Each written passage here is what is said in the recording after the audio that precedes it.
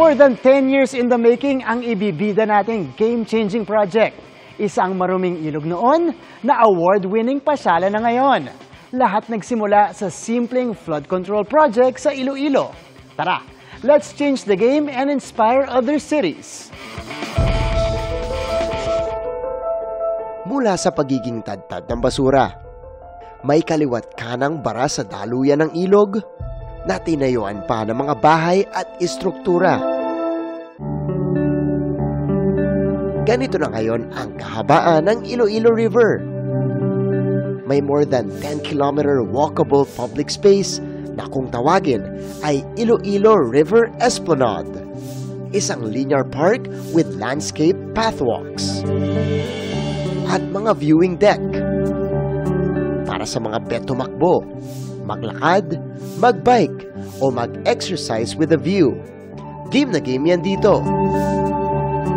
At nagsimula lahat yan sa simpleng flood control project ng lokal na pamahalaan. One of the issues here before the Esplanade was lack of access to Iloilo River. We took advantage of this and made it a linear park.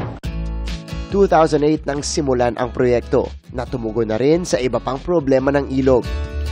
Worth it ang 10 years na paggawa dahil higit sa pagpapaganda ang benepisyo rito ng mga Ilonggo. It inspired not only walkability and cycling, but other environmental projects like Iloilo River restoration, mangrove conservation. The whole project not only nag-widen yung community participation but also yung political.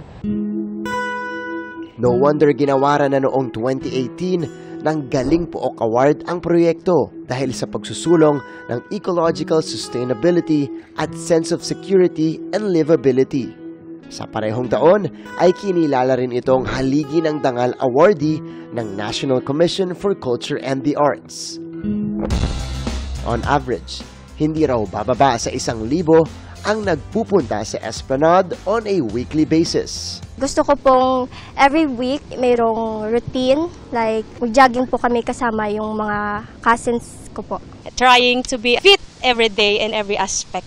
Si Mary Ann, dito na nagja-jogging, dito pa nagsasanay with her Dragon Boat team. Esplanade makes it accessible for us. It's a safe space for people to run. Wala kang takot sa sasakyan, hindi ka takot na mabangga ka, and it's well lighted. Fresh natural space within the city.